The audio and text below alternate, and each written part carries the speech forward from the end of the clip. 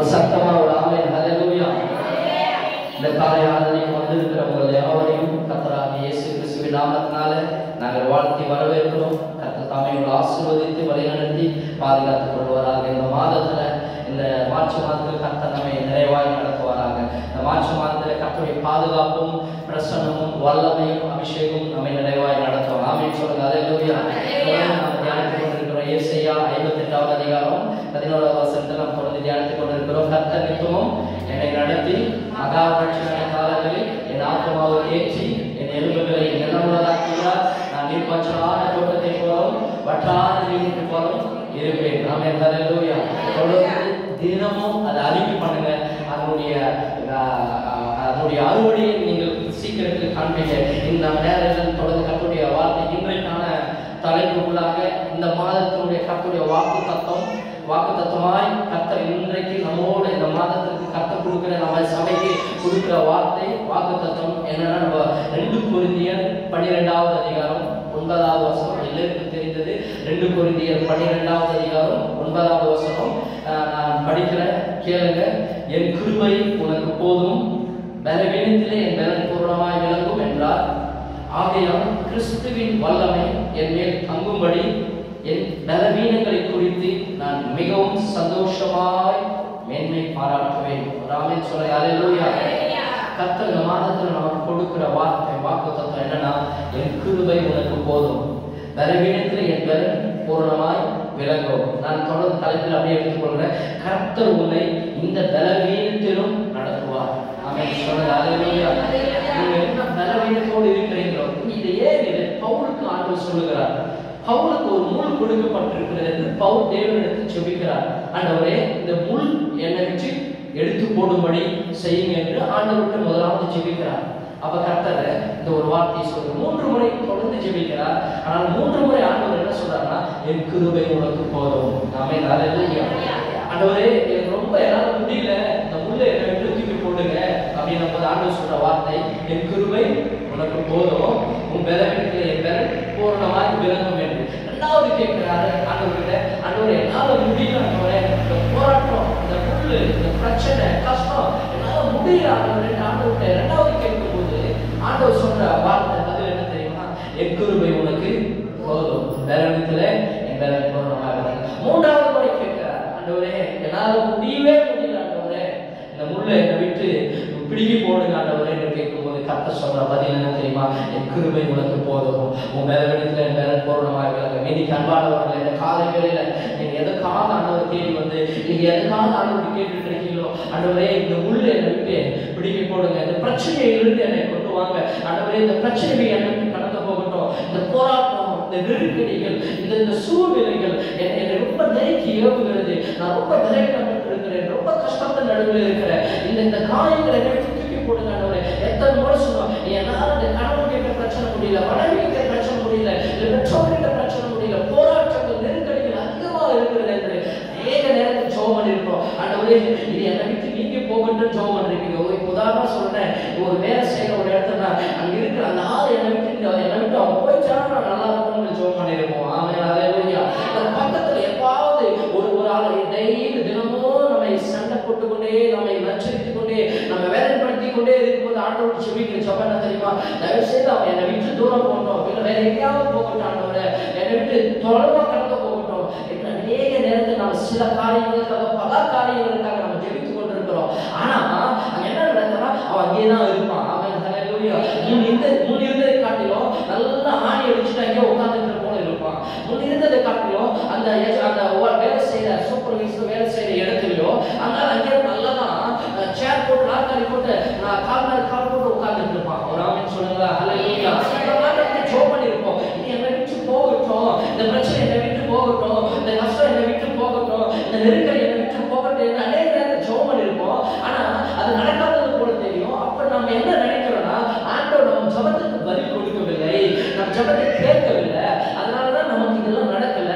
இது நடந்திருந்தா இந்த பிரச்சனை நீங்க இருக்கும், இந்த கஷ்டம் நீங்க இருக்கும், இந்த கடன் போராட்டம் நீங்க இருக்கும், இந்த காரியங்கள் என்னை விட்டு அகற்ற போயிருக்கும் என்று நாம் நிறைய நேரத்தில் சிந்தித்துக் கொண்டிருக்கிறோம். ஆனா ஆண்டவர் என்னன்னா, சில நேரத்துல சில காரியங்களை, சில பாடங்களை நமக்கு கற்றுக் கொடுக்கிறார். ஆமென் ஹல்லேலூயா.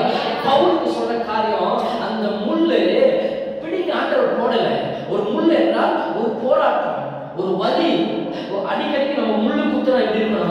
ஒரு முள்ளை எடுத்துக்கொள்ளுங்க, எடுத்துட்டு நம்ம குத்தி பாருங்க, எவ்வளவு வலி வேதனையா இருக்கும். அது போல அனுதினம் ஏதோ ஒரு காரியம் பவுலை மாட்டிக் கொண்டிருக்கிறது, முள்ளு குத்துற போல குத்தி கொண்டிருக்கிறது.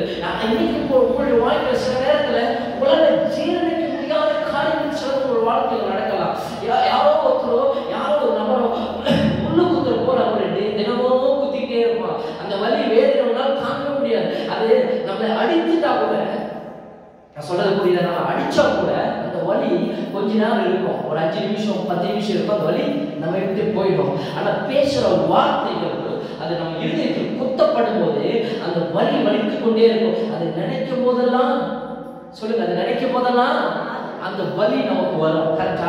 நான் சொல்றது கரெக்டா?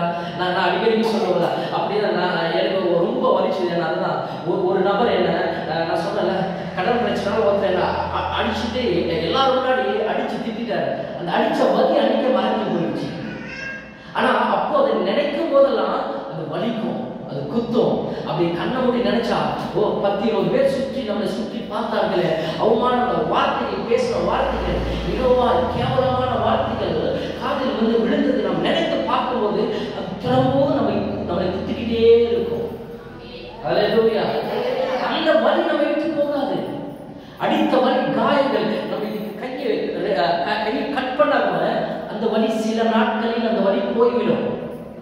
மண்டை உடைச்சனா கூட அந்த வலி சில நாட்களில் போய்விடும். ஆனா சில வார்த்தைகள், பேசுகிற வார்த்தைகள், நம் இருதயத்துல பாதிக்கப்பட்ட வார்த்தைகள், நம்ம இருதயத்தில் குத்தப்பட்ட வார்த்தைகள், அதை நினைக்கும் போதெல்லாம் அப்ப நடந்த போலே தெரியும். அதே போல வலி இருக்கும், அந்த வேதனை இருக்கும், அந்த கஷ்டங்கள் இருக்கும், அந்த அவமானங்கள் இருக்கும், அந்த ஏளனங்கள் இருக்கும். இந்த காரியங்களில் தேவன் நம்மை அந்த பிரச்சனையிலிருந்து வெளியே கொண்டு வரமாட்டானா என்று நினைக்கிறோம். அதுக்குதான் ஆண்டவர் சொல்றாரு, நான் உன் ஜபத்தை கேட்காம இல்லை, உன் ஜபத்துக்கு பதில் கொடுக்காம இல்லை. ஆண்டவர் சொல்ற காரியம், என் கிருபை உனக்கு போதும், உன் பலவீனத்துல என் பலம் பூரணமா இருக்கும். அல்லேலூயா. நான் உன்னோட கூட தான் இருக்கிறேன், உன் ஜபத்துக்கு பதில் கொடுக்கிறேன்னு அர்த்தம் இல்லை. அதுக்கு நான் என் கிருபை உனக்கு போதும், அதை உனக்கு தாங்குற பலனை நான் கொடுப்பேன். அல்லேலூயா. நீ சில காரியங்களில் அந்த வழியாக கடந்து போகும்போது, சில சோதனை, போராட்டங்கள், அவமானங்கள், ஏளனங்கள் வழியாக நீ கடந்து போகும்போதுதான் நீ பிரதானமான ஆசீர்வாதமான தேவனுடைய நன்மைக்குள்ள நீ பிரவேசிக்க முடியும் என்பதற்காக தேவன் சில காரியங்கள் நம்முடைய வாழ்க்கையில் அனுமதிக்கிறார். அல்லேலூயா.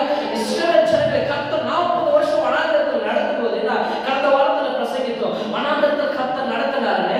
ஆனா அந்த வனாந்தரத்தில் எத்தனை முறை ஏற்ற தாழ்வுகள், எத்தனை போராட்டங்கள், எத்தனை பிரச்சனைகள், எத்தனை கஷ்டங்கள் வந்தது. அந்த வழியாக அவர் கானான் தேசத்திற்குள் கொண்டு சென்றார். ஆமென். அல்லேலூயா. இன்னைக்கு தேவனுடைய பிள்ளைகள், நீங்கள் நல்ல சொம்ப பெட்டு மேலே படுத்துக்கிட்டு, ரோசப்பூ போட்டு பெட்டு மேல நல்ல வெற்றி படுத்துக்கிட்டு தேவனுடைய ராஜ்யத்திற்குள் பிரவேசிக்க முடியாது. அல்லேலூயா. ரோசப்பூ சொன்ன உடனே ஞாபகம் வருது, ரோஜாப்பூ எத்தனை பேருக்கு பிடிக்கும்? எத்தனை பேருக்கு பிடிக்குங்க? ரோசாப்பூ எத்தனை பேருக்கு பிடிக்கும்? பிடிக்குமா? அது அழகா நம்ம கைக்கு வந்துருந்தா, ஆமென். அல்லேலூயா. அந்த ரோசாப்பூ நமக்கு பிடிக்கும். அதுக்கு பின்னாடி பாருங்க, அது சுற்றிலும் ஒரு முள்ளு இருக்கும். அந்த முள்ளு யாருக்காவது பிடிக்குமா? முள்ளு யாருக்காவது பிடிக்குமா? முள்ளு இல்லைன்னா ரோஜாப்பூ வருமா? சொல்லுங்க. முள்ளு இல்லைன்னா ரோஜாப்பூ வருமா? வராது. அந்த முள்ளு இருந்தாதான் ரோஜாப்பூ வரும். அந்த முள்ளு தான் நம்ம வாழ்க்கையினுடைய போராட்டங்கள், நம்ம வாழ்க்கையில் வருகிற பிரச்சனைகள், நம்ம வாழ்க்கையில் வருகிற கஷ்டங்கள், சூழ்நிலைகள், அநேக நேரத்தில் அநேக முள்ளுகள் நம்ம வாழ்க்கையில் வரலாம். இதெல்லாம் எதுக்கு தெரியுமா? கர்த்தருடைய ரோஜாப்பூவாய் மாற்றுவதற்காக. உன்னை அந்த வெறும் ரோஜாப்பூ பார்த்து யாரும் ரசிக்க மாட்டான், ஒருத்தரும் ரசிக்க மாட்டான். ரோஜாப்பூவில் இருக்கிற முள்ளை பார்த்து அதை தொடக்கூட நம்ம பயப்படுவோம், கஷ்டப்படுவோம்.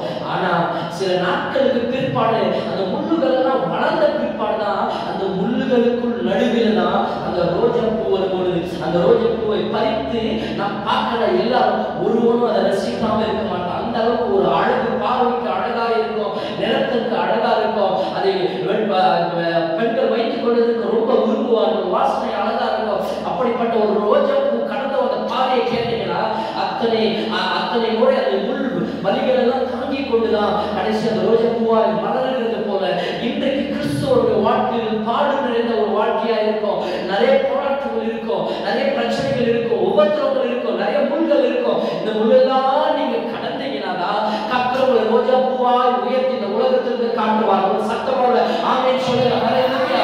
இன்றைக்கு படுகிற அவமானங்கள், ஏளனங்கள், கஷ்டங்கள், காரி துப்புறாங்களா, இளவாய் பேசுறாங்களா, ஏளனப்படுத்துறாங்களா, உங்களை அவமானப்படுத்துறாங்களா, உங்களை துன்பப்படுத்துறாங்களா, உங்களை துயரப்படுத்துறாங்களா, உன்னை குறித்தே பேசி நிறைய பேர் நம்ம நினைப்போம் சர்ச்சுக்கு போக போக பிரச்சனை அதிகமாகுது.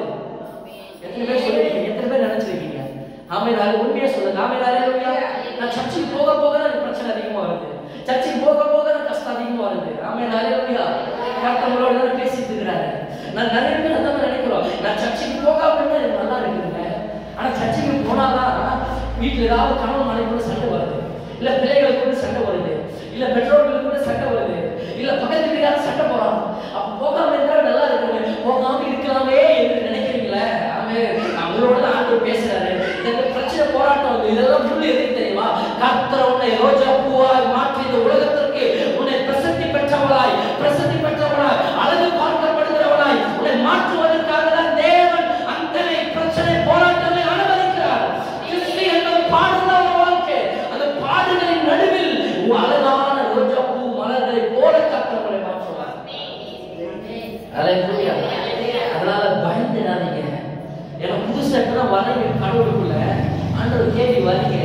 அந்த பிரச்சனை கஷ்டத்தை அப்பதான் சும்மா போயிட்டு இருப்போம். ஏதோ சொல்ற மாதிரி செவனே போற மாதிரி போயிட்டு இருப்பீங்க. அப்பதான் சும்மா போறவன் நம்மளை சீட்டுவான், சும்மா போறவன் நம்மளை சண்டை போடுவான். அவன் ஹல்லேலூயா. நான் என்னடா பண்ணேன், நான் ஏதோ பார்த்துட்டு போயிட்டு இருக்கிறேன்னு வைங்க. ஆனா அந்த நேரத்துல தான் சும்மா வேலை செய்யறதுல சும்மா இருக்கிறவன் சீண்டுவான். நம்ம எங்க போனோம், படிக்கிற ஸ்கூல்ல சும்மா இருக்கிறவன் சீண்டுவான், இல்ல மாதிரி சும்மா சீண்டுவாங்க. ஆமென். ஹல்லேலூயா. ஹல்லேலூயா சொல்லுங்களேன். நான் காலேஜ் படிக்கும் போது பிபி அரக்கோணம் ஜெயா காலேஜில் படிக்கும் போது அப்படிதான் நடந்துச்சு. என்ன நடந்துச்சுன்னா, காலேஜுக்கு போகணும். எப்பவுமே நான் காலேஜில் நான் போகிற அந்த நாட்களில் என் கூட நோட்டு புத்தகங்கள் இருக்குது, பேக் இருக்கு, பேக்கில் எடுத்து போக மாட்டேன். சும்மா ஒரு நோட்டு கையில் இருக்கும், அதுக்கடுத்து ஒரு பைபிள் கையில் வச்சுருப்பேன். ஆமென். ஹல்லேலூயா. எப்பவுமே அப்போ 2008 to 2011 3 வருஷம் அங்கே படிக்கும்போது 3 வருஷமும் ஒரு நாளும் பைபிள் இல்லாமல் நான் அந்த காலேஜுக்கு போனது கிடையாது. ஒரு ஆமென். ஹல்லேலூயா. அதே மாதிரி பேக்குள்ள மறைச்செல்லாம் எடுத்துட்டு போக மாட்டேன். பேக் எல்லாம் கிடையாது. அப்போ நான் சாப்பாட்டுக்கே வழியில் சொன்னோம், ஒரு 200 ரூபா ஒரு பேக் எங்க வாங்க முடியாது. ஒரு நோட்டு இருக்கும், என்ன நோட்டுனா மேக்ஸ் நோட்டு மட்டும் தான் வச்சிருப்பேன். ஒரு ஆமென். ஹல்லேலூயா. ஏன்னா மேக்ஸ் பண்ண எனக்கு ரொம்ப பிடிக்கும். மேக்ஸ் தான் நம்ம நோட்டில் எழுதணும், மீதெல்லாம் ஏதோ ஒரு பண்ணலான்ட்டு நோட்டு, அதுக்கு மேலே இது வச்சிருவேன், என்ன பைபிள் வச்சிருவேன். வச்சுட்டு என்ன பண்ணுவோம்னா இப்படிதான் போவோம். பஸ் கூட்டமாக இருந்தாலும் இதெல்லாம் அப்படியே சீட் உட்கார கொடுப்பேன். இப்படிதான் என்னுடைய நாட்கள் கடந்த போச்சு. வேற ஒன்றும் பண்ணலங்க, அவ்வளோதான். அப்படிதான் போயிட்டு வரும்போது நான் பாட்டு காலேஜுக்கு போகிறேன், நான் பாட்டு படிச்சு நான் பாட்டு வரும்போது மதியம் என்ன பண்ணுவேன்னா, அந்த ஒரு அரை மணி நேரம் பிரேக் கொடுப்பாங்க. அரை மணி நேரம் அப்போ கொடுப்பாங்க. அரை மணி நேரத்தில் 4 மணி நேரம் நல்லா ஸ்பீடாக சாப்பிட்டுட்டு அதுக்கடுத்து ஒரு 10 நிமிஷம் என்ன பண்ணுவோம், ஒரே ஓட்டம் 3வது மாடியா 1 2 3 4 4th ஃப்ளோரில் மேலே ஓடிட்டு அங்கே என்ன பண்ணுவோம், ஒரு 2-3 பேர் கூடி ஜெபம் பண்ண ஆரம்பிச்சோம். ஒரு ஆமென். ஹல்லேலூயா. 2-3 பேர் கூடி ஜெபிக்க ஆரம்பித்தோம். அப்போ நானும் என் கிளாஸ்ல இருக்க பசங்க 2-3 பேர் வந்தாங்க. அப்படியே தொடர்ந்து ஜெபம் பண்ணும்போது ஒரு 10 பேரா வந்தாங்க, 15 பேரா வந்தாங்க. நான் பிபிஏ படித்தேன். அப்புறம் பிகாம்ல இருந்து பசங்க வந்தாங்க, பிசிஏல இருந்து பசங்க வந்தாங்க. அதுக்கடுத்து இது மாதிரி ஒரு 2 டிபார்ட்மெண்ட்லேருந்து பிஎஸ்சில இருந்து வந்த ஒரு 20-25 பேர் பசங்க வந்தாங்க. உட்காந்து சுருக்கமாக எல்லாருக்காக ஒரு 2 நிமிஷம் ஜெபம் பண்ணிட்டு, ஒரு எல்லாரும் ஒவ்வொருத்தருக்காக ஜெபம் பண்ணிட்டு, ஒரு கரெக்டாக ஒரு 10-15 நிமிஷம் மேலே 10 நிமிஷம் மேலே இருக்காது. உடனே பெல் அடிக்கிறதுக்கு கீழே இறங்கி சைலண்டாக காலேஜில் உட்காந்துருவோம், கிளாஸ் ரூமில் உட்காந்துருவோம். ஆமென். ஹல்லேலூயா. அப்போ எதுக்கு சொல்ல வரனா, சைலண்டாக உட்காந்துட்டு ஒன்றும் பண்ணுறது மாட்டோம். ஒரு தொந்தரவு யாருக்கும் கிடையாது. எங்கே ஜெபம் பண்ணுறோம், மேலே மாடியில் மொட்டை மாடியில் யாருக்கும் தொல்லை இல்லாமல். அங்கே ஒரு லெக்சரர் மேலே இருப்பாங்க. அவங்க எப்போ பார்த்தாலும் என்ன சீடிக்கிட்டே இருப்பாங்க. நான் ஜெபிக்கிறது அவங்களுக்கு பிடிக்கல. ஒரு ஆமென். ஹல்லேலூயா. நான் ஜெபம் பண்ணுறது அவங்களுக்கு பிடிக்கல. ஒன்றும் பண்ணலைங்க, அவங்கள எதிர்த்து பேசல, கிளாஸ் ஹவர்ஸ்ல எதுவும் கட் அடிச்சு எதுவும் பண்ணல செய்யல. அந்த பிரேக் லஞ்ச் ஹவர்ல தான் அதை முடிச்சுட்டு வந்து ஜெபம் பண்ணுவோம். அப்போ சும்மா வந்து ஜெபம் பண்ண ஏதாவது ஒரு டார்ச்சர் பண்ணிட்டு திட்டிட்டு ஒரு மாதிரி பேசி வெளியில நிற்க வைக்கிறது, அப்படி இப்படி எல்லாம் பண்ணுவாங்க.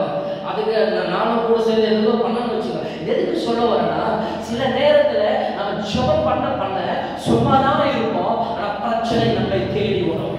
போராட்டங்கள் நம்மை தேடி வரும், கஷ்டங்கள் நம்மை தேடி வரும், நெருக்கங்கள் நம்மை தேடி வரும். அதெல்லாம் சொல்ற ஆண்டவர், இந்த பிரச்சனை, போராட்டங்கள், கஷ்டத்தை நீங்கள் கண்டு பயந்து சோர்ந்து போகாதீங்க. இதெல்லாம் எதுக்கு தெரியுமா?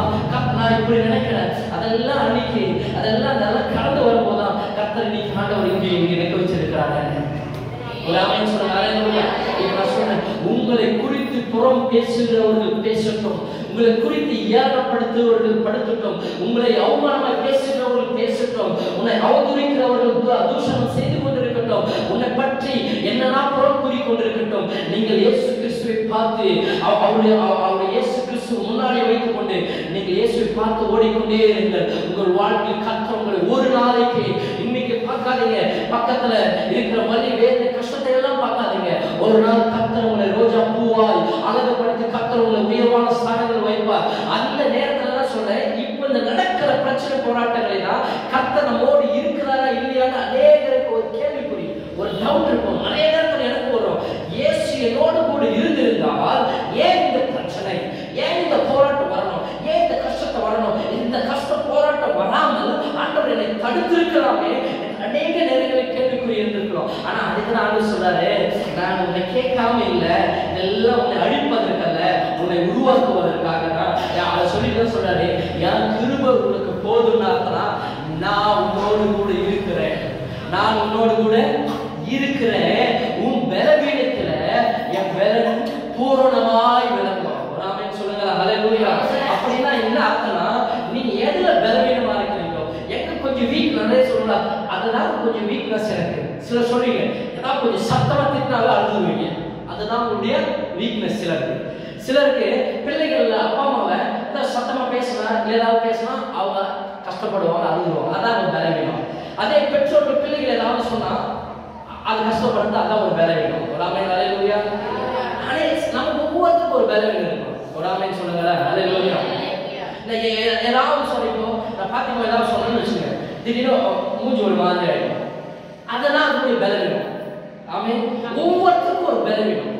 ஒருத்தர் சத்தமா பேசினா ஒரு மாதிரி ஆயிடுவாங்க, அவங்களுடைய பலவீனம். ஒருத்தர் திட்டினாலும் ஒரு மாதிரி, ஒருத்தர் சத்தமா பேசினா அவன் நல்லா இருப்பான், திட்டினாலும் அவன் கொஞ்சம் டவுன் ஆகுவான். அது ஒவ்வொருத்தருக்கும் ஒரு பலவீனம் இருக்கிறது. ஆண்டவர் சொல்ற, அந்த பலவீனத்துலதான் என் பலனை பூரணமாய் தருவேன். அப்ப என்ன அர்த்தம்னா, நீ எங்க பலவீனமா இருக்கிறியோ அந்த பலவீனத்தை கொண்டு கர்த்தர் உன்னை உயர்த்துவேன் என்று கர்த்தர் சொல்லுகிறார்.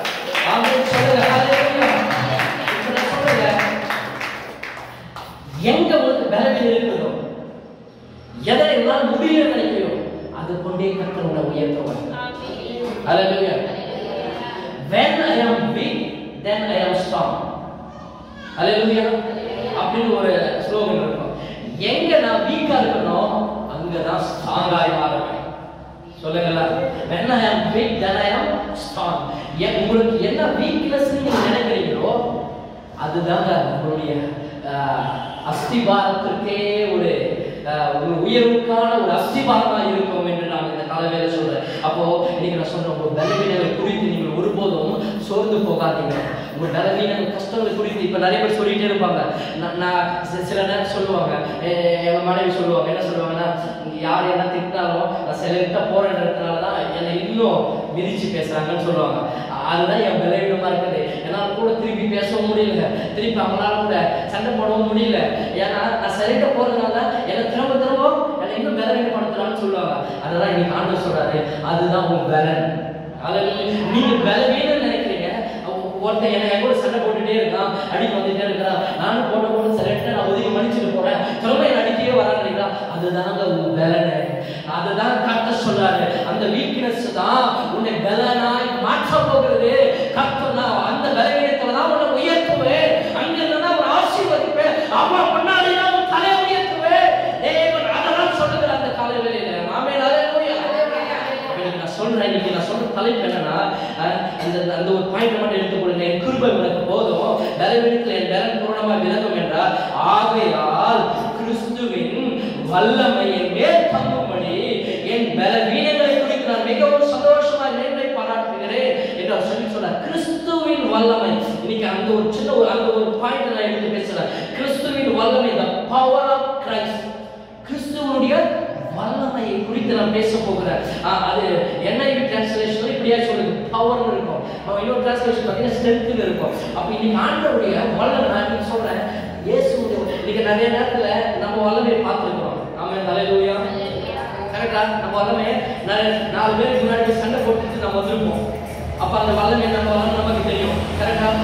ஒரு 20 மூட்டை 50 கிலோ போட்டு ஒரு ஆளை தூக்கி இருப்பீங்க. அந்த வல்லமை நமக்கு தெரியுமா? தெரியும், எல்லாமே தெரியும். ஆமென், ஹல்லேலூயா. நேற்று பார்த்தீங்கன்னா பசங்க ஒரு பாம்பு அடிச்சாங்க. அப்ப அவங்களுடைய வல்லமை அவங்களுக்கு தெரியும். கரெக்டா? அவங்களுக்கு வல்லமை அவங்களுக்கு தெரியும். ஒவ்வொருத்தருக்கும் ஒவ்வொருத்தர் போயிட்டு ஒரு நாள் ஒரு வண்டி சொல்லலாம், அவங்களுக்கு வல்லமை தெரியும். அது ஒவ்வொருத்தருக்கும் ஒரு வல்லமை இருக்குது. இப்ப இப்படி சொல்றது உங்களுக்கு புரியுங்க. அரசியல்வாதிக்கான பவர் அரசியல்வாதிக்கு இருக்கும். ஆமென், சொல்லுங்க. அதே மாதிரி டாக்டர்களுக்கான பவர் அந்த இடத்துல போனா அந்த பவர் தெரியும்.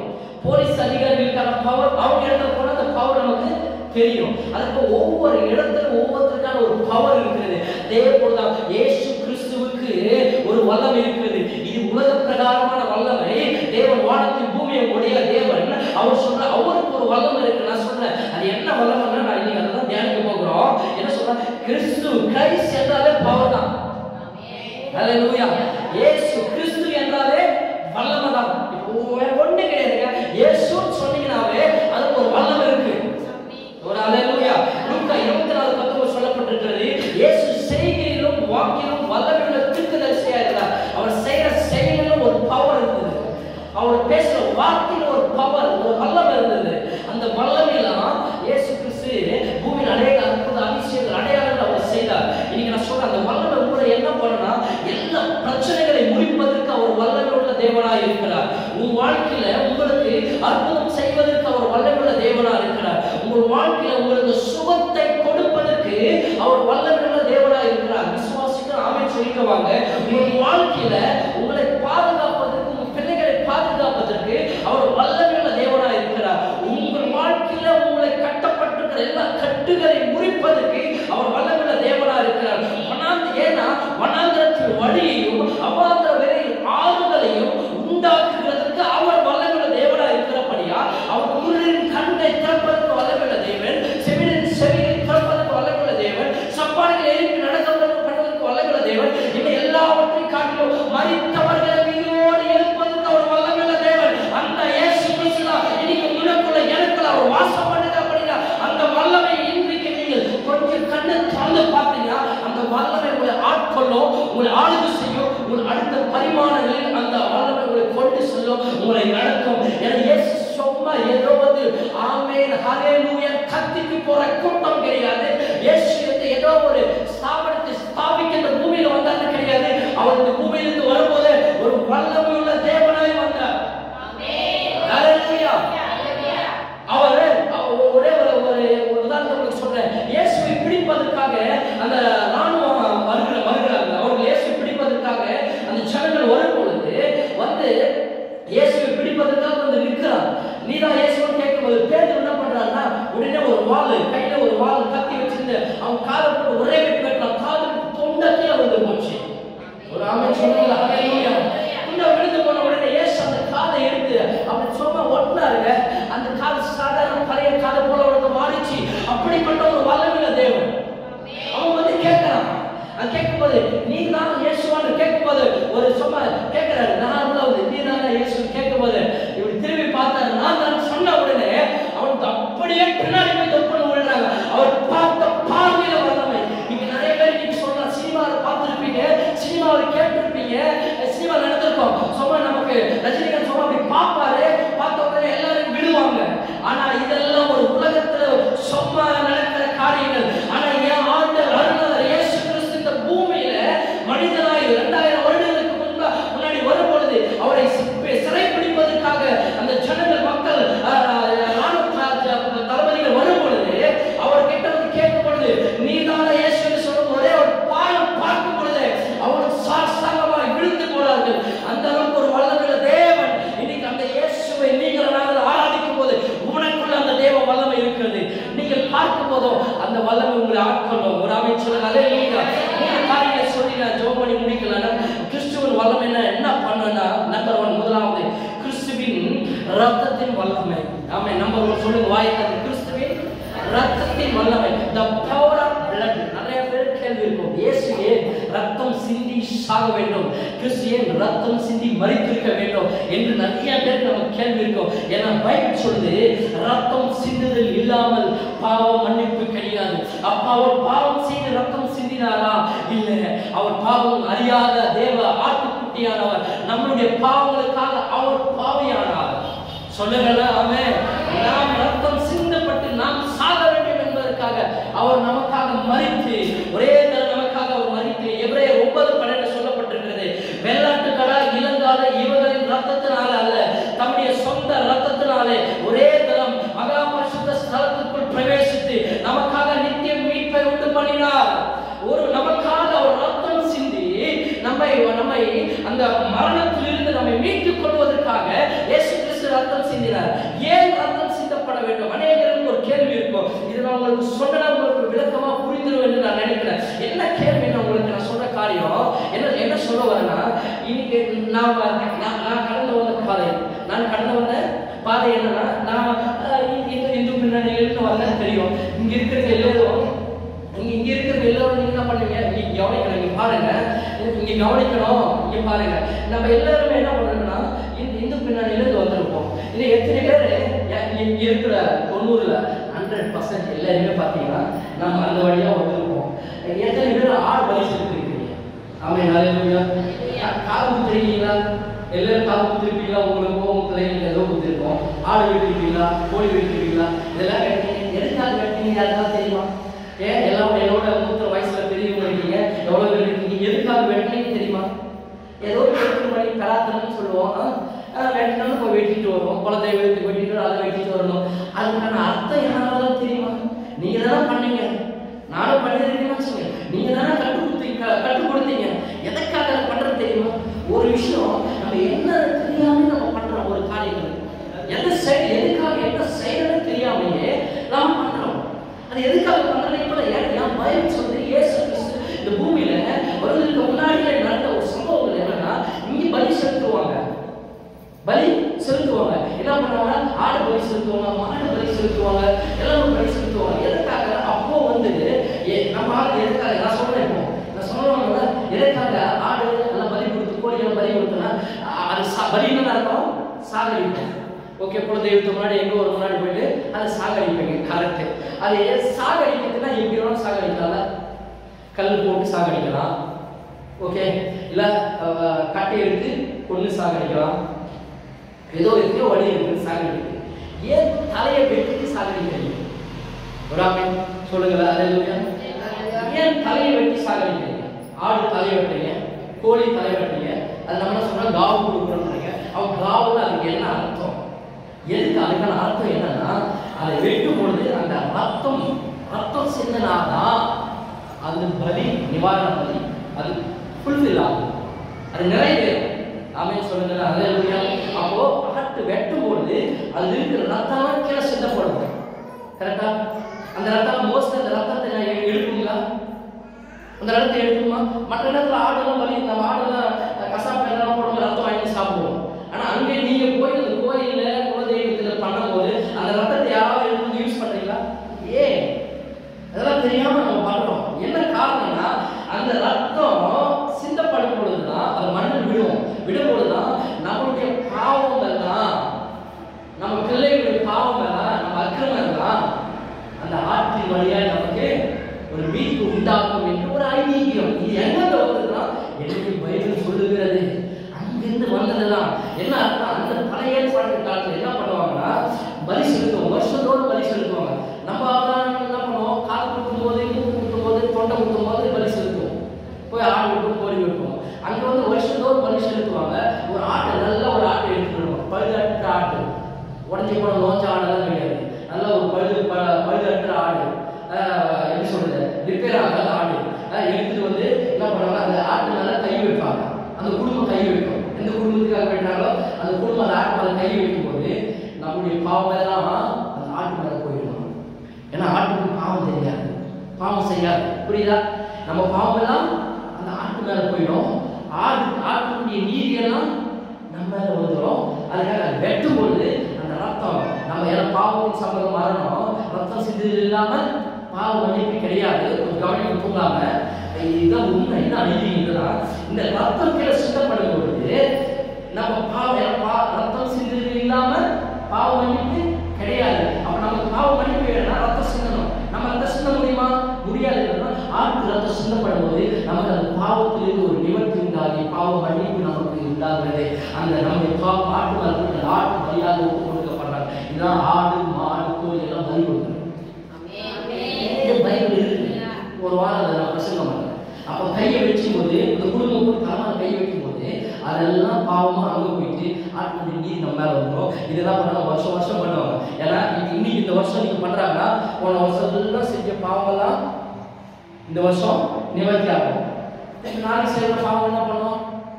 அது அப்படியே கணக்கில் இருக்கும். அடுத்த வருஷம் பலி செலுத்தணும். அந்த வருஷத்துக்கு வருஷம் பலி செலுத்திட்டே இருக்கணும். இதுக்காக தான் இயேசு கிறிஸ்து எபிரேயர் 9:12 சொல்லுது, வெள்ளாட்டுக்கடா கன்றுக்குட்டி இலங்காலே இவைகளின் ரத்தத்தினாலே அல்ல தம்முடைய சொந்த ரத்தத்தினாலே ஒரே தரம் மகா பரிசுத்த ஸ்தலத்திற்குள் பிரவேசித்து நமக்காக நித்திய மீட்பை உண்டு பண்ணினார். இயேசு அதுதான் ஒரே ஒரு வருஷம் ஆடுனா வருஷம் அங்க இருக்கும். ஆடுனா வருஷம் என்ன பண்ணணும்? இங்க பாருங்க, ஆடுனா வருஷம் பலி செலுத்தணும். ஆனா இயேசு கிறிஸ்து நித்திய மீட்பை உண்டு பண்ணுவதற்காக ஒரே ஒரு நமக்காக அவர் பலி செலுத்தி அதனால அவர் ரத்தம் சிந்தினார். புரியுதா? இப்ப நான் சொல்றது ஏன் இயேசு ரத்தம் சிந்தினார் இப்ப புரியுதுங்களா? இயேசு கிறிஸ்து ஏன் ரத்தம் சிந்தினார் இப்ப புரியுதா? ரெண்டாவது, நாம முன்னாடி ஏன் பலி செலுத்தணும் இப்ப புரியுதா? ஆடியா வெட்டினா புரியுதா? கோழியா வெட்டினா புரியுதா? போய் வீட்டுல சொல்லுங்க. என்னன்னு தெரியாம பண்ணிருக்கிறோம். ஆமே, அதெல்லாம் பைபிள் யாத்திராகமம் 12 சொல்லப்பட்டிருக்கிறது. பழைய ஏற்பாட்டிலே அதன் ரத்தத்தில் கொஞ்சம் எடுத்து தாங்கள் அதை புசிக்கும் வீட்டு வாசல் நிலைக்கால்கள் இரண்டு நிலையிலும் மேற்சட்டத்திலும் 2 நிலையிலும் மேற்சட்டத்திலும் அதெல்லாம் பண்ண தெளித்து 11ஆம் வருஷம் நீங்கள் இருக்கும் வீடுகளில் அந்த ரத்தம் உங்களுக்காக அடையாளமாக இருக்கும். அந்த ரத்தத்தை நான் கண்டு உங்களை கடந்து போவேன். நான் எகிப்து தேசத்தை அழிக்கும் போது அழிக்கும் வாதை உங்களுக்குள்ளே வராதிருக்கும். ஆமே, பழைய ஏற்பாட்டுக்கு ஒரு ஆள் வெட்டி என்ன பண்ணாங்க? ரத்தத்தை என்ன பண்ணாங்க? நம்ம வீட்டு நிலக்காவங்க வாசல் இருக்குல்ல, வாசல் இது நம்ம சொல்லிட்டே போறோம். இப்ப மோஸ்ட்லி இல்லை நல்லா பாக்கணும்னு வச்சுக்க. வாசல் இருந்தாவே இங்க ஒரு அதான் சொல்லுவோம் மாடமா, என்ன சொல்லுவீங்க? மாடம் தானே. இந்த பக்கம் ஒண்ணு இந்த பக்கம் ஒண்ணு கரெக்டா? மேல நம்ம ஒரு பட்டம் போடுவோம். கரெக்டா இல்லையா? 3 இருக்கும். இது என் பைபிள் நான் சொல்றது பைபிள் தான் சொல்லுது. கவனிங்க, நல்லா படிக்கிறேன். ஆடு வெட்டி அந்த ரத்தத்தில் கொஞ்சம் எடுத்து தாங்கள் அதை புசிக்கும் வீட்டு அந்த ஆட்டுக்கறி யார் சாப்பிட்றாங்க? இதுலேயும் நம்ம தான் வருது. அந்த கோயிலில் அந்த நீங்கள் பூசி பண்ணுவீங்களா? ஆடு வெட்டுவோங்க குலதெய்வத்துக்கு. அந்த கறி எல்லாருக்கும் கொடுப்பீங்களா? கரெக்டாக சொல்லுங்க. தப்பா சொல்றீங்களா? கொடுப்பீங்களா? தப்பு. உங்களுக்கு தெரியல. உங்க குலதெய்வத்துக்கு வெட்டது நீங்க மட்டும்தான் சாப்பிடணும்னு சொல்றீங்க. நீங்க உங்க சொந்தக்கார பண்ணாத இவங்க மட்டும்தான் சாப்பிட வெளியா இருக்கு. அது கறி நீங்க அது படைக்கப்பட்டது நீங்க மட்டும்தான் சாப்பிடுவீங்க. சரியா இல்லைன்னு கேட்டு பாருங்க. உங்களுக்கு படைக்கப்பட்டு உங்களுக்காக அது வெட்டப்பட்ட ஆடு, அது படைக்கிறது உங்களுக்கு மட்டும்தான். வெளியால சாப்பிட மாட்டீங்க. அல்லேலூயா. புரியுதா? கரெக்டா நீங்க கேட்டும் பாருங்க. கரெக்டா செஞ்சு கேட்டும் பாருங்க. அதுதான் சரி. நீங்க இது பண்றது அது இல்ல சரி. நீங்க உங்களுக்காக வெட்டினது அந்த ஆட்டை உங்களுக்காக தனியா ஒரு பங்கு எடுத்து வைப்பாங்க பாருங்க. மொத்த ஆட்டை நீங்க சாப்பிட முடியாதுன்றதுனால அது காசு விற்கிறது எதுவும் பண்ணுறீங்க. உங்களுக்காக ஒரு பங்கு எடுத்து வைப்பாங்க. அந்த கறி அதை சமைக்கிறத உங்க குடும்பத்தை சார்ந்தவங்க மட்டும் தான் சாப்பிடுவாங்க. ஏன்னா வெளியாளங்க கொடுக்க மாட்டாங்க. வேற யாரும் தெரியவே கேட்பீங்க. கண்டிப்பா சொல்லணும். இதுதான் கரெக்ட். இது நிறைய பார்த்துருக்கேன். அப்போ என்ன அர்த்தம்? இப்ப அந்த கறியை நம்ம சமைச்சு சாப்பிட்றப்போ ஏசு சொன்ன ஒரு ஆடு வெட்டி அந்த கறி நீங்க சாப்பிடுறது அந்த குடும்பத்துக்காக தான் வெட்டணும். எல்லாருக்காக இல்லை. குடும்பத்துக்காக சாப்பிட்றவங்க அந்த ரத்தத்தை எடுத்து என்ன பண்ணணும்? இந்த அதான் சொல்லுங்க பாருங்க. வீட்டு வாசல் நிலைக்கால்களில் 2 வீட்டு வாசல் நிலைக்கால்னா வாசக்கால் 2 இந்த பக்கம் ஒரு ரத்தத்தை தொளிச்சு விடு, இந்த பக்கம் ஒரு ரத்தத்தை தொளிச்சு விடு. அது மேல் சட்டம், நிலக்காலுக்கு மேல் சட்டம், வாசப்படிக்கு மேல இருக்கு பார்த்தியா? மேலும் ரத்தத்தை தொளித்து விடுங்க. இதெல்லாம் நம்ம என்ன பண்றோம்? மாடத்துல விளக்கு வச்சு இந்த பக்கம் ஒரு விளக்கு, அந்த பக்கம் ஒரு விளக்கு, மேல பொங்க வச்சுட்டு இருக்கோம். கரெக்டா? சம்பளம் கரெக்டா வைக்கிறல? அது என்னன்னு தெரியாம நம்ம வைக்கிறோம். பொங்க வைக்கிறது, பொட்டு வைக்கிறது, விளக்கு வைக்கிறது என்னன்னே தெரியாது. அது வைக்கலன்னா இதோ ஒரு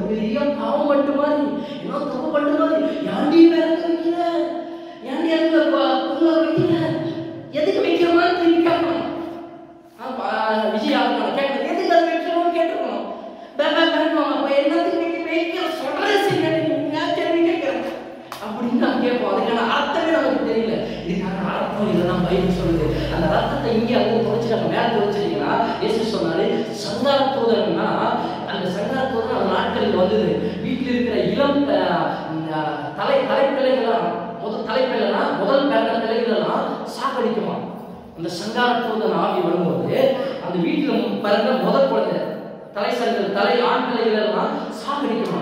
அதனால இந்த ரத்தம் எங்கெல்லாம் பூசி இருக்கிறதோ, யார் வீட்டுல எல்லாம் பூசி இருக்கிறதோ அந்த வீட்டில் இருக்கிற குழந்தைகளும் யாரும் சாக மாட்டாங்க. அந்த சங்கார தூதன் வருவான், வந்து ஒரு வீட்டை அழிப்பான், இன்னொரு வீட்டுக்கு போவான், அழிப்பான், இன்னொரு வீட்டுக்கு போவான், அந்த குழந்தை சாகடிப்பான். அப்படி சாகடிச்சுட்டே வரும்போது இன்னொரு வீட்டுக்கு வரும்போது பார்க்கும்போது அந்த ரத்தம் தெரியும். ஹல்லேலூயா. அப்படியா? அந்த ரத்தம் தெரியும். அந்த ரத்தம் தெரிஞ்ச உடனே அந்த வீட்டை அழிக்காம அப்படியே குதிச்சு பக்கத்து வீட்டுக்கு போயிடுவான். ஒரு ஆமென் சொல்லுங்க. ஹல்லேலூயா.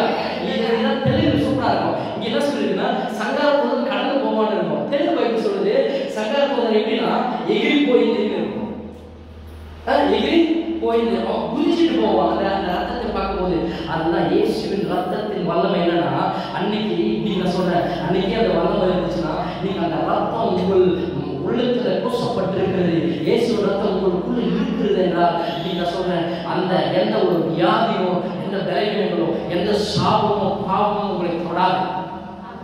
ஹல்லேலூயா. எனக்கு ஒரு நேரம் வர சொல்றேன், எனக்கு ரொம்ப பயங்கரமான ஒரு போராட்டம். ஆண்டவர் ஏற்றுட்டேன், ரட்சிக்கப்பட்டுட்டா வந்துட்டேன். ஒரு போராட்டம், நம்ம பழைய வீட்டெல்லாம் வீட்டுக்கு வந்துடுவேன், அதுக்கெல்லாம் நிறைய கொடுத்துனாலும் பண்ணிருப்போம். அப்பாலாம் நான் என்ன பண்ணுவாங்க, சின்ன சின்ன விஷயத்துக்கெல்லாம் பிரார்த்தனை பண்ணிப்பேன். ராமே ஹல்லேலூயா. நம்ம நினைச்சு அப்பா நான் நம்ம இருக்கு பாக்கெட் பண்ணி ஓகே உனக்கு ஒரு 5 ரூபா கற்பனை கொடுக்குறேன், உனக்கு ஒரு 5 ரூபா கற்பனை கொடுக்குறேன். எனக்கு கணக்கு பார்த்து 200 ரூபாய் நான் பேசுங்க ஒரு 20-30 முறை பிரார்த்தனை பண்ணியிருப்பேன். எல்லாத்தையுமே கற்பனை கொடுக்குறேன். இதெல்லாம் கொடுத்தாலும் விட்டு வந்துடுவேன். உடனே நாட்கள் ஒரு மனசு சொல்லுது, எனக்கு கேட்ட ஒரு ஆள் சொல்லலாம், சரி அதெல்லாம் கொடுத்துட்டு நிறைவேற்றிட்டு வந்து அதெல்லாம் போயிட்டு கொடுத்துட்டு நிறைவேற்றிட்டு திரும்ப வந்துடுன்னு சொல்லிட்டு ஒரு ஆள் சொல்லி ஏன் சொல்லுது. நிறைய பேர் அப்படிதான் ஆண்டவர்கள் வந்துட்டு இதெல்லாம் எப்படியாவது செஞ்சுட்டு வரணும், இல்லை அது தப்பாயிடும், அது குற்றமாயிடும், தெய்வம் குற்றமாயிடும் அப்படின்னு ஒரு மண்ணை நான் செய்யறேன். அதெல்லாம் தூக்கி போட்டுட்டு அப்படியே அந்த பயம் எனக்குள்ள இருந்துச்சு. ஆனாலும் இயேசு ரத்தத்தை நான் அந்த ரத்தத்தின் வல்லமை நான் உணரும் போது இன்னைக்கு கர்த்தர் ஜீவனோடு சுகத்தோடு பலத்தோடு வைத்திருக்கிற எந்த வாதியும் பேசி எந்த பில்லி சூரிய கட்டுகளை செய்வதை ஏவல் ஆவிகளும் என்னை என் குடும்பத்தில் படவில்லை, பட முடியவில்லை. ஏன்னா என் குடும்பத்தின் மேல இயேசுவின் ரத்தம் ஊற்றப்பட்டிருக்கிறது. இந்த சரீரமாக இயேசு கிறிஸ்து எனக்குள் இருக்கிறபடினால இந்த ரத்தத்துக்கு முன்னாடி எந்த பிசாசு ஆவியும் வந்து நிற்க முடியவில்லை. ஆமென் ஹல்லேலூயா. இப்போ போய் நான் ஆடு பலி செலுத்தணும், கோழி பலி செலுத்தணும், மாடு பலி செலுத்தணும் அவசியம் எனக்கு இல்லை. ஏன்? இயேசு எனக்காக ஒரே ஒரு அவர் ஆடாக பலி செலுத்தி அவர் ரத்தம் சிந்தி விட்டார். அந்த ரத்தத்தினுடைய வல்லமை தான் நீங்க ஆபேலின் ரத்தத்தின் சத்தத்தை காட்டிலும் இயேசு கிறிஸ்துவின் ரத்தத்தின் சத்தத்தின் வல்லமை உள்ள ரத்தமா இருக்கிறது. ஒரு பாதையில் ஒரு பாஸ்டர் என்ன பண்ண, ஒரு ஃப்ளூ ஒரு காய்ச்சல் வந்து வெளிநாட்டுல எல்லாருக்கும் அந்த காய்ச்சல் வந்து வந்த எல்லாரும் செத்து போயிடுவாங்க. நம்ம கொரோனா வந்ததுல கொரோனா வந்தாவது சிலர் பயிற்சிட்டாங்க, சிலர் பொழைச்சாங்க, சிலர் செத்தாங்க, மறிச்சாங்க, அப்படிலாம் இருந்தது. அந்த பாதையில் ஃப்ளூ காய்ச்சல் வரும்போது எல்லாரும் செத்து போவாங்க. அதுக்கு அடையாளம் ஒரே ஒண்ணுன்னா அவங்க வாமிட் எடுப்பாங்க, உடனே செத்துருவாங்க, வாமிட் எடுப்பாங்க, செத்துருவாங்க. ஹாஸ்பிட்டல் எல்லாம் அட்மிட் ஆகிட்டு இருக்காங்க. அந்த வாமிட் எடுக்கும் போது ஆள் அவங்க நின்னால அதை அவங்க தொத்திக்கும், தொற்று காய்ச்சல் போல. அந்த வாமிட் எடுக்கும்போது இவர் என்ன பண்ண, திடீர்னு ஒருத்தர் வாமிட் எடுக்கிற சாக போறாரு, ஒரு பாஸ்டர் உடனே என்ன பண்ணாரு, திடீர்னு கை பிடிச்சிட்டாரு. வாமிட் பிடிச்ச உடனே அந்த புழுகள் அப்படியே நெளியுது. அந்த புழுலாம் அப்படியே கைக்குள்ள போயிடும். அந்த அளவுக்கு ஒரு பவர் உள்ளது. அந்த கைக்குள்ள அப்படியே ஓட்ட போயிட்டு அவரோட செத்துவார். டாக்டர் பார்த்து கத்துறது கைக்கு பிடிச்சிருக்க என்ன பிரச்சனை, அவனை நீ சாக போறேன். அது அந்த அப்படிப்பட்ட ஒரு வியாதி எல்லாம் செத்துட்டு இருக்காங்க. உடனே தைரியம் போய் 2 கையில போயிட்டு அது பிடிக்கிற வாமிட்டல எல்லாரும் சாக போறாங்க. பயந்து ஒதுக்கி பார்க்கறாங்க, இந்த சாக போறாங்க எல்லாம் கிட்ட போகாம பார்க்கும்போது அப்படியே கையில போய் கிட்ட காட்டுறாரு. அந்த புழுக்கள் எல்லாம் ஒவ்வொன்றா துடித்து அப்படியே அவர் கையில் சாகுறதை அவரும் பார்த்தாங்க, அந்த டாக்டர்களும் பார்த்தாங்க, அங்க இருந்த ஜனங்களும் பார்த்தாங்க. எல்லாரையும் பயமுறுத்தி அந்த வாதை இலையை சாகடித்துக் கொண்டிருந்தது. ஆனால் இவரை அந்த புழுக்கள் அந்த வாதை சாகடிக்க முடியவில்லை. அந்த புழுக்கள் செத்து போனது காரணம் இயேசு கிறிஸ்துவின் ரத்தத்தினுடைய வல்லமை அவருக்குள்ள இருந்தபடியால் அந்த ரத்தம் அந்த புழுக்களை கொண்டு விட்டது. இன்றைக்கு இயேசுவின் ரத்தம் உங்களுக்குள் இருக்கிறதா? இயேசுவின் ரத்தம் தான் நீங்கள் கல்பட்டிருக்கிறார்.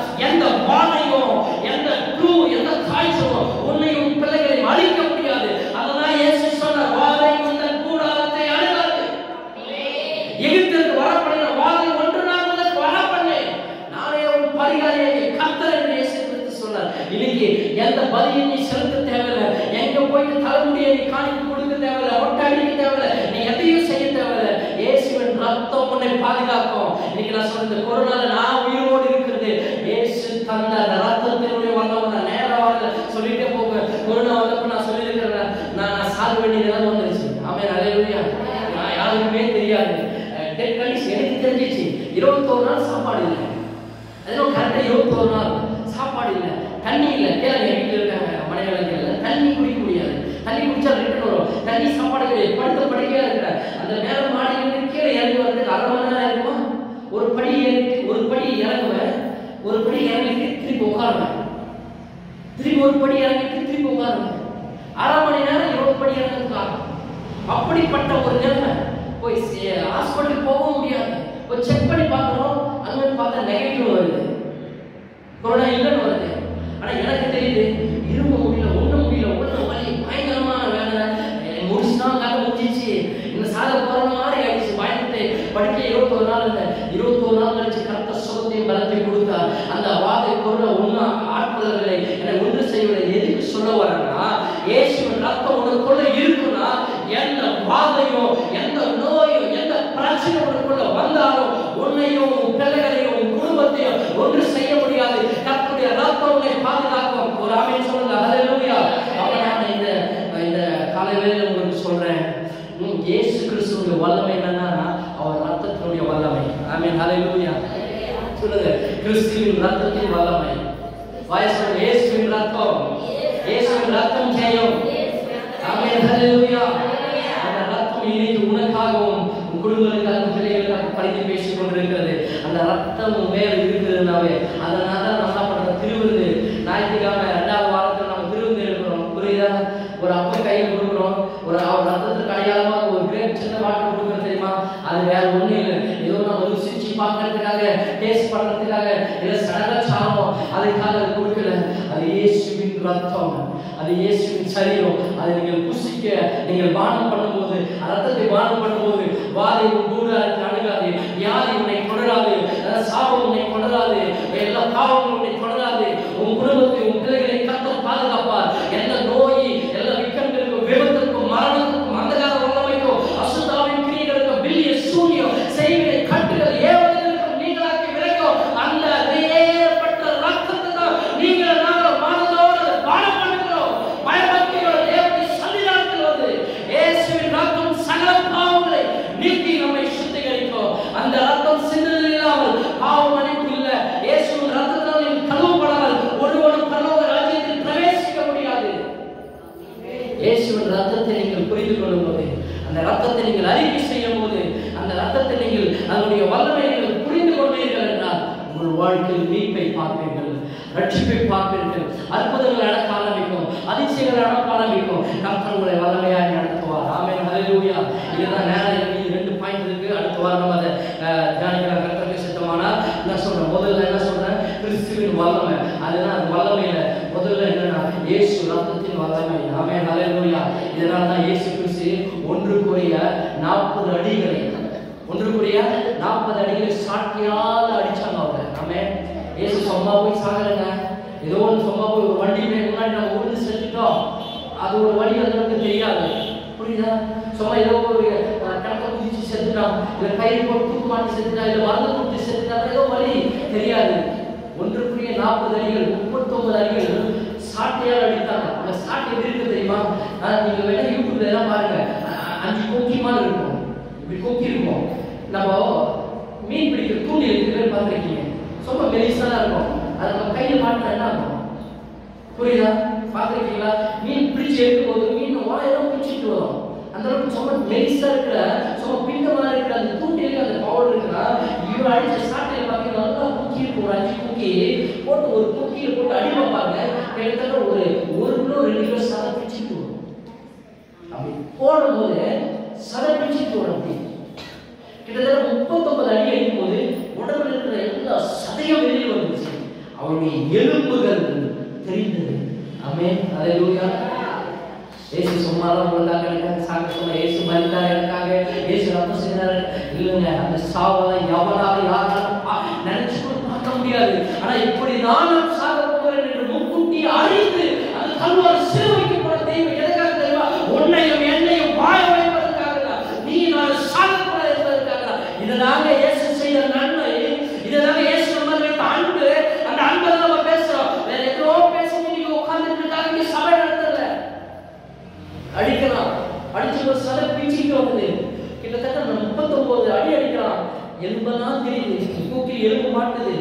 அவ்வளவு வேதனை. கொஞ்சம் நினைச்சு பாருங்க.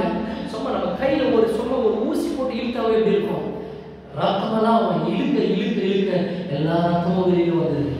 ஆமென், ஹல்லேலூயா. அதான் சொல்றார், கடைசி சொட்டு ரத்தம் சிந்த சிந்த சிலுவையில நமக்காக ஜீவனை கொடுத்தானா.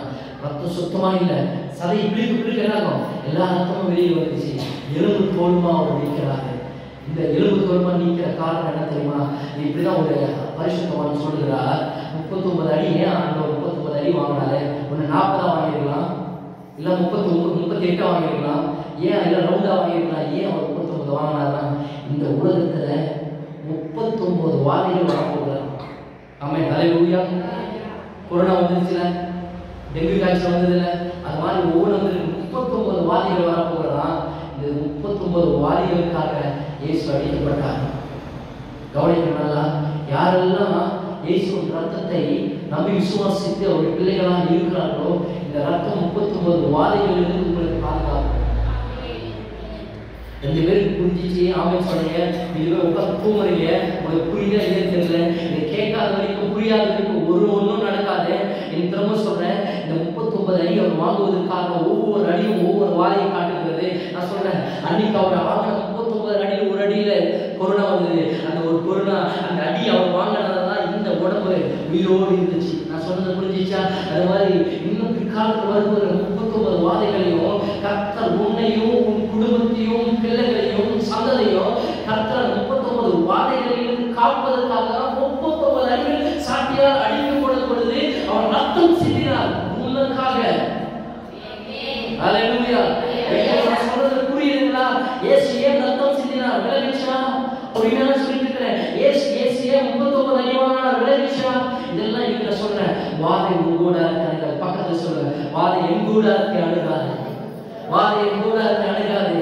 எந்த டெங்கு, எந்த காய்ச்சல், எந்த பிரச்சனை வந்தாலும் என்னை ஒன்றும் சேதப்படுத்த முடியாது. ஏன்னா இயேசுவின் பிள்ளையா இருக்கிறேன். இயேசு எனக்காக ரத்தம் செஞ்சிருக்கிறார். அந்த ரத்தத்துக்கு முன்னாடி நாம் அவர் பிள்ளைகளாய் நாம் இருக்கிறோம். திருவேசம் முன்பாக வந்து நம்ம அவருக்கு அவர் திருவிழாக நம்ம கலந்து கொள்கிறோம். அவர் மரணத்தை நினைவு கூர்ந்து அந்த அப்பத்தையும் அசத்தையும் நம்ம கையில் எடுக்கிறோம். ஆமென், ஹல்லேலூயா. அப்ப இயேசு ரத்தம் எதுக்கு தெரியுமா? அந்த ரத்தம் இல்லைனா நான் உயிரோடு இல்லை, நீங்களும் உயிரோடு இல்லை. அந்த ரத்தம் இல்லைனா நீங்க பரலோகத்தில் பிரவேசிக்க முடியாது. இயேசு ரத்தம் தான் இன்னைக்கு உன்னை என்னை வாழ வைத்துக் கொண்டிருக்கிறது. கர்த்தாவே உங்களை ஆசீர்வதிப்பாராக. எழுந்து நாம் ஜெபம் பண்ணி முடிக்கலாம். கிறிஸ்துவின் ரத்தத்தின் வல்லமையை நம்ம வாழ்க்கையில, நம்ம குடும்பத்துல, நம்மளுடைய வேலை, நம்ம பிசினஸ்ல எல்லாவற்றும் அவர் வல்லமையை பகிரங்கமாக செய்யணும். இயேசுவின் ரத்தம் இன்னைக்கு எல்லா வாதைகளையும், தலைவீனங்களையும்